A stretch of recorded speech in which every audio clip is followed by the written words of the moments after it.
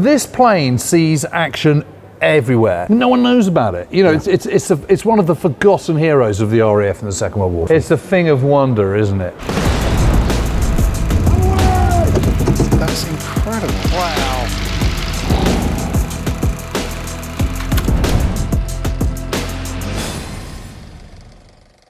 Well, I don't know about you, Al, but I think the Bristol Beaufighter is just awesome. You know that phrase, that oft-used cliche, bristling with weaponry? Yes. It's made for this. Well, yes, and there's also that other thing, expressions there. If it looks right, it flies right, right? Yeah. Well, this looks right as a bruiser, doesn't it? As a, you know, a heavyweight boxer. Yes. You know, and this is, I mean, really, this is sort of often overlooked, the Beaufighter, isn't it? Yeah. Because it's not as glamorous as perhaps the aircraft that we might talk about next, for all sorts of reasons. It's not as quick. It's not as. It's still pretty quick. Yeah, but the lines aren't as quite delicate. as sleek. They're not quite as beautiful. It's not got Merlin engines on it and all that sort of thing. So it's got the radials. Yeah. Which are never quite as good looking, are they? No. But look at it. Look at it. Yeah. I mean, you know, you've got 4 machine guns there, 2 machine guns on the other side. Cannons here, so you can just point and just go. It's got the capacity for rockets. It's got capacity for the Molins 6-pounder, especially down to 6-pounder anti-tank gun. Yes, that's a quick-firing 6-pounder, isn't it? The QF, QF 6-pounder, the 57mm anti-tank gun, reconfigured as an automatic weapon. Yes, I mean, I mean that's a piece of technology just there. But this plane sees action everywhere. It's one of the mainstays of RAF Coastal Command. Yep. The forgotten arm of the RAF. Yeah. It sees service operating from England and Britain, in France, in the Mediterranean. There's a fantastic picture of one of these in full colour at Malta. Yep. And in the Far East. Anti-shipping and the Far East. And in the Far East, where unlike the other aeroplane that we're going to mention in a minute, it doesn't wilt in the heat. No. Literally, because the Mosquito, being made of wood, as we'll find, can't cope with the climate. Bit warpy. Warps in the climate. Yeah. In the theatre of the Far East. And this is, I mean, it's a peerless strike aircraft. Well, this is as fast as a Hawker Hurricane. Yeah. But 10 times the gun platform. Oh my God, it can absolutely pack a punch. So it's a brilliant anti-shipping piece. It's a fantastic ground attack aircraft. It's a good light bomber. I mean, it's just, well, it's not a light bomber, it's a ground attack, but it can carry bombs, it can carry torpedoes and mines and all sorts of stuff. So it's really kind of multi-purpose. And before the Mosquito comes into being, it is the first true kind of multi-form aircraft that the RAF has. And it sees action right through till 1960. It's used in the Malay emergency and all sorts of stuff. This is the way aircraft have gone now, isn't it? They always they have to be multi-role, don't they? I mean, the Joint Strike Fighter, literally, suppose you can do everything. They were doing it with the Beaufighter. It's a night fighter as well, isn't it? Yeah. You know, they've got radar on it as a night fighter in the spring of 1941, all the way through, and bit ugly though, right? Yeah, but again, it's one of those things where it just sort of does what it says on the tin. Bit ugly though, right?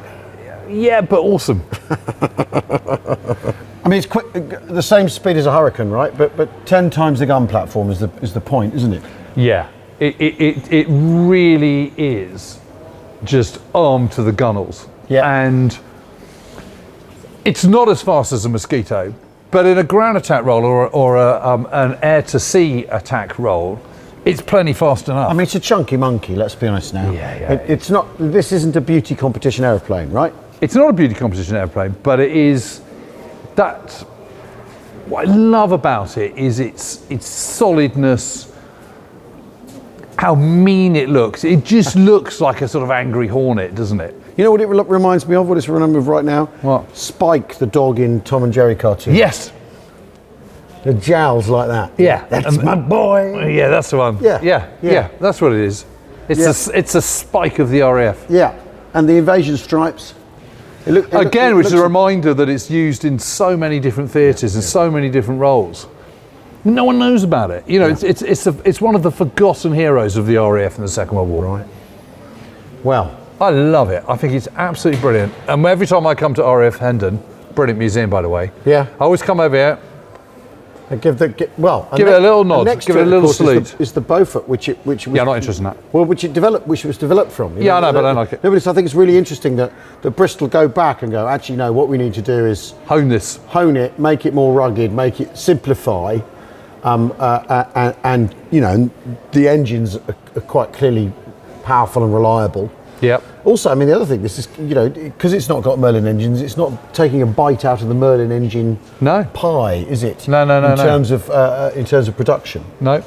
Yeah, it's very, very. I mean, I do think it's cool, actually. I think it's really cool. Yeah. It's absolutely immense, and they always feature very heavily in Commando comics. Yeah, that's right. Yeah. And they always look very good in that. They're always spitting lots of. I mean, it's great, but we do, you know.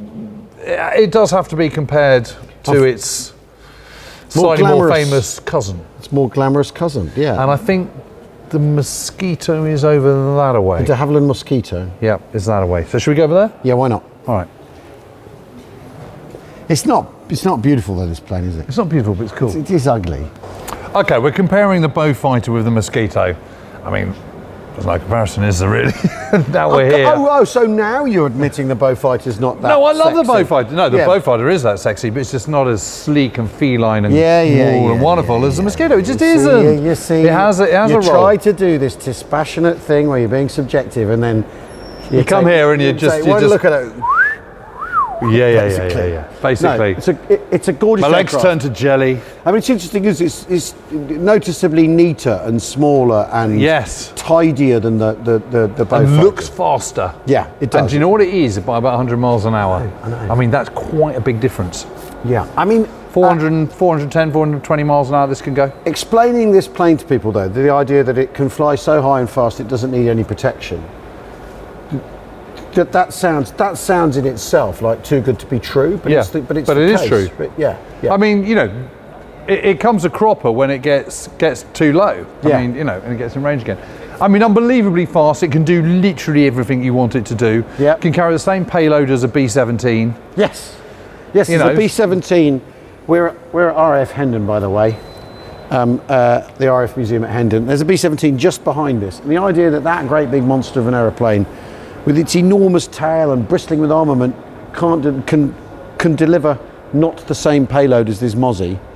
I called it a Mozzie there. I'm getting a bit familiar with the exhibits already. But you know, Merlin engines again. Yeah. And has so many roles. You know, ground attack, anti-shipping, light bomber force, pathfinders, defense of the realm. Let's have a look. It can do literally everything, can't it? Come on, Jim. I mean, look at it. Yeah. It's just, it's incredibly beautiful. It's a thing of wonder, isn't it? Yeah. And there's the fact that it's, this is the dad fact, isn't it? It's made of wood. It's glued together.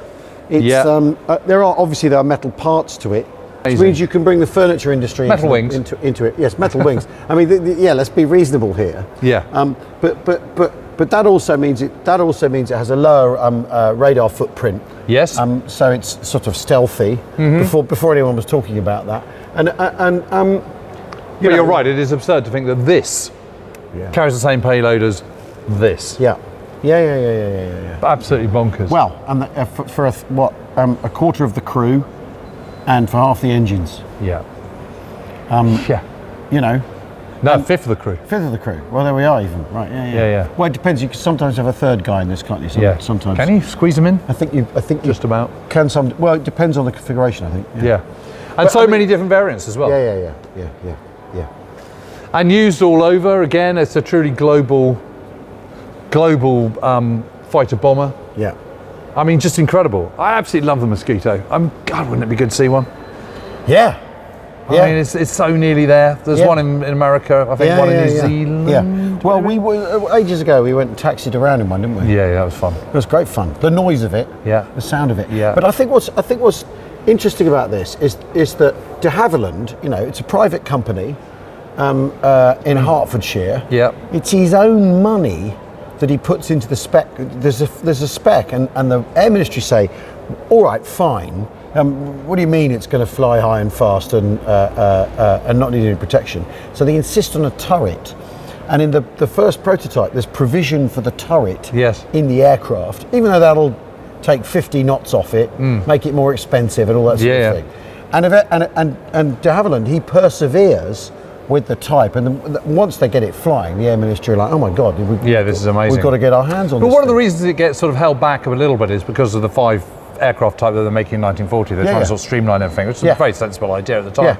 So, you know, it is done by private enterprise, but it's also, you know, it was a different time, and but they still had lots of support. Wilfred Freeman supporting it. I know, but it's fascinating that that a company would go, actually, we think you might need a thing like this, and take a punt on it, and you end up with such an excellent. It's, you know, and really, again, like and I think it's very, very interesting that these last 2 aircraft we looked at, the Beaufighter and this, the direction actually things go in. Fast aircraft that you can also use at low level. Multi-purpose strike aircraft. Yes. You know, after all, Bomber and Fighter Command, you know, into the 50s and 60s are gone, and it's Strike Command that's the thing, isn't it? The RAF sort of. No, it's very true. It's very true. It's sort of ahead of its time, and you can land them on aircraft carriers, as our good friend Winkle Brown showed. Yes, he did, didn't he? Yeah. Wooden aircraft. Aircraft carrier. Nerves of steel. Yes, even if your plane isn't. Exactly. Yeah. I mean, but it's just amazing, isn't it?